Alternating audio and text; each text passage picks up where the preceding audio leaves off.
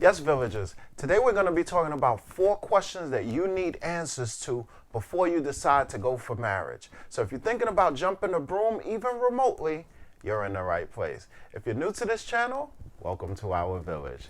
If you're a returning subscriber, welcome as well. So let's get into it. Welcome to Garden of the Mind, where we reduce stress, improve our health and fitness, and improve our financial IQ every episode. We must believe more than we see. Marriage. Dream of some, fear of others. For most long-term relationships, that is eventually the destination. Most people want to know that their relationship is at least moving in that direction. If you decide to live with someone for 7 years or more, in most states, that's considered common law marriage. So whether you decide to do this intentionally or by default, marriage can be the destination. But in your relationship, you really need to find out these 4 things about your partner prior to marrying. Tip number 1. How does your partner view money? Does your partner spend money before they get it? Or do they get it and then spend it? And then how? What is considered expensive? Do they check the purse strings before they purchase something? Or do they just buy it because they think that they deserve it? All of these things you have to take a look at, and you have to find out whether you guys are in sync in terms of money. And if you're not in sync, you have to get in sync, because that is a very, very big sticking point in a lot of marriages. There are a lot of things that were withheld from us in childhood, but now we're adults. We can go out and buy whatever we want, however we want, and how much abundance we want. But is your partner checking the purse strings, or do they use the magic words, "I deserve this"? How much does a person deserve? How much does a person decide to work for prior to purchasing? In this day and age, everything can be bought like that. And some people are buying things like that without checking the purse strings, without finding out exactly what their bank account says in terms of whether they deserve things or not. You have to get on the same page with your partner in terms of what you deserve and how you deserve it. Do you deserve it because you've just been working? Or do you deserve it because you've been working and you've accumulated the funds for you to eventually purchase it? One of the best ways to stay broke is to always spend money that you don't have. I see so many people who make these big splurge purchases and wait for their tax return to come and pay the bill. You can do that, but if you continue to spend money that you don't have, that's a recipe for staying broke. If you continue to spend money that you don't have, that's a recipe for continuing to stay in bondage. Because as long as you're in debt, you're basically selling your future for your today. And most people say, oh, you only live once. However, if you're living with your future sold already, I don't know how much of a life that is. You got to give that a thought and see whether that works for you. Tip number 2, what is this person's parenting style? Do they believe in yelling at their children? Do they believe in spanking their children? And if they do believe in spanking, spanking with what? What intensity? All of these things you have to take a look at, and you have to find out exactly where you are in terms of parenting and whether that person is on par with you.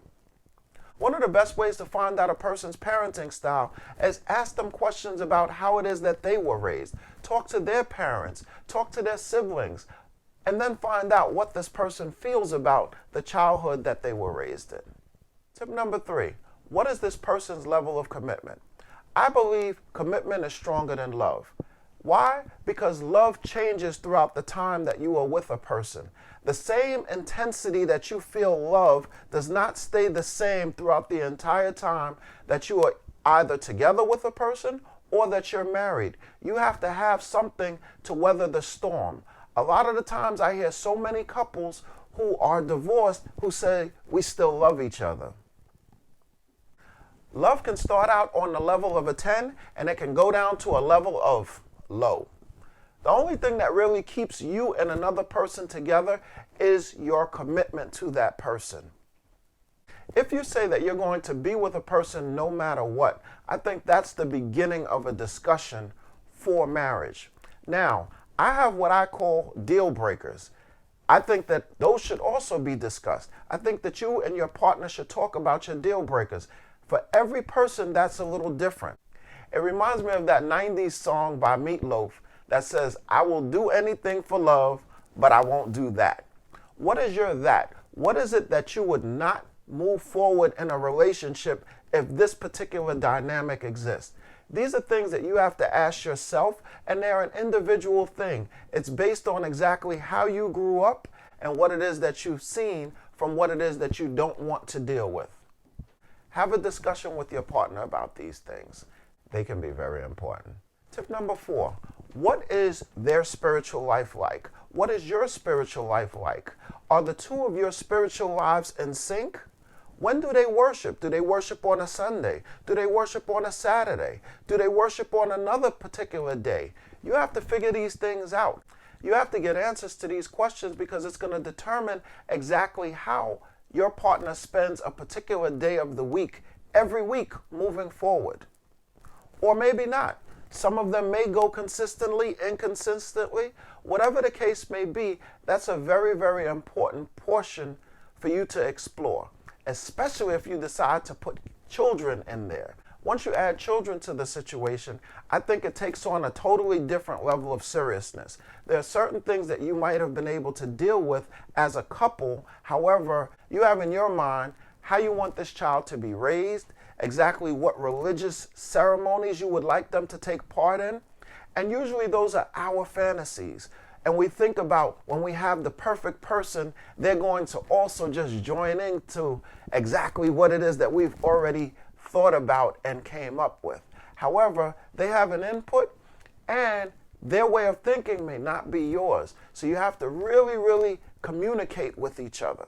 With all of these points, you don't get a chance to find out about them without clear communication. So I could say that that's the bonus tip, is communication. It is so important. The two of you are not mind readers. You've grown up in two different households with two different ways of thinking about every single issue.